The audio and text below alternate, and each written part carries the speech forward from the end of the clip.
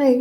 കോട്ടപ്പുറം കോട്ടയുടെ ചരിത്രം തുടരുമ്പോൾ നമ്മളിന്ന് കാണാൻ പോകുന്നത് ഈ കോട്ടയ്ക്കുള്ളിൽ നടന്നിട്ടുള്ള യുദ്ധങ്ങളുടെ അവശേഷിപ്പുകളാണ്.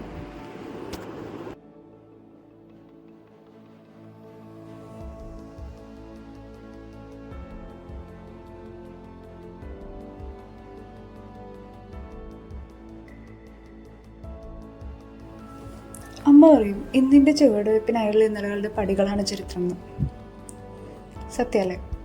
ഇന്നിപ്പോൾ കുറച്ച് ചുവട് വയ്ക്കാൻ വേണ്ടിയിട്ട് ചരിത്രം അറിഞ്ഞിരിക്കുന്നത് നല്ലതാണ്. അങ്ങനെ ചരിത്രത്തിൻ്റെ കണക്കെടുപ്പ് നടത്തുമ്പോൾ ഈ പ്രേതകതയും ആത്മാവൊക്കെ സത്യമായാലും ഇല്ലെങ്കിലും ഈ കോട്ട ഒരുപാട് മരണങ്ങൾക്ക് സാക്ഷിയായിട്ടുണ്ട്.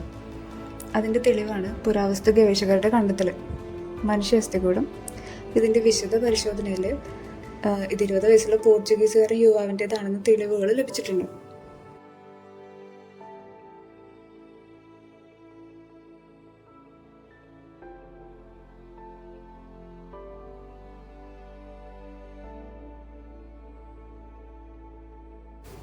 പുരാവസ്തു കണ്ടെത്തലിൽ ഈ മനുഷ്യാസ്ഥികൂടത്തോളം തന്നെ പ്രധാനമായി പിന്നെയും ഒരുപാട് കണ്ടെത്തലുകൾ ഈ കോട്ടയ്ക്കുള്ളിൽ നിന്ന് ലഭിച്ചിട്ടുണ്ട്. അന്നത്തെ ആൾക്കാർ ഉപയോഗിച്ചിരുന്ന പാത്രങ്ങളാണെങ്കിലും ആയുധങ്ങളൊക്കെ പുനർനവീകരിക്കാൻ ഉപയോഗിച്ചിരുന്ന സാമഗ്രികളാണെങ്കിലും അങ്ങനെ ഒരുപാട് കണ്ടെത്തലുകൾ, അതിൻ്റെയൊക്കെയും ഡീറ്റെയിൽസ് അവരവിടെ പ്രിസർവ് ചെയ്തിട്ടുണ്ട്, സംരക്ഷിച്ച് പോരുന്നുണ്ട് ഇപ്പോഴും.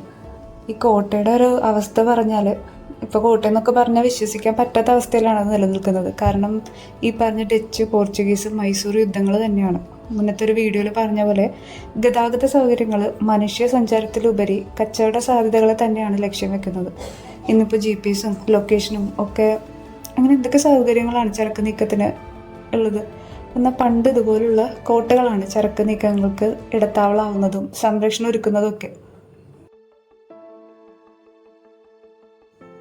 ഇന്ത്യൻ്റെ ചുവട് നൂറ്റാണ്ടുകളായിട്ടുള്ള സംരക്ഷണം, പലതരത്തിലുള്ള യുദ്ധമുറകൾ ഏറ്റുവാങ്ങിയിട്ടും നാട് തകരാതെ കാത്ത സംരക്ഷണ കവചം.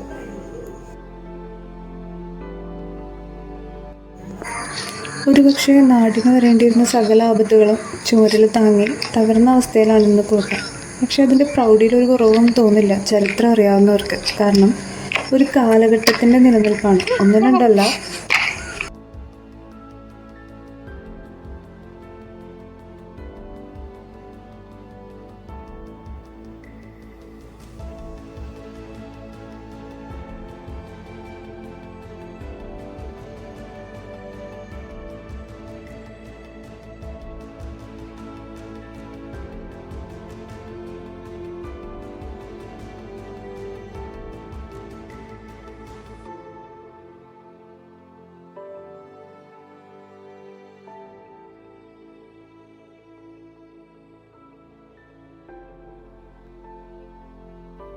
ഈ കോട്ടകളൊക്കെ തന്നെയും പണ്ടുകാല സിവിൽ എഞ്ചിനീയേഴ്സിൻ്റെ മിറക്കിൾസ് തന്നെയാണ്.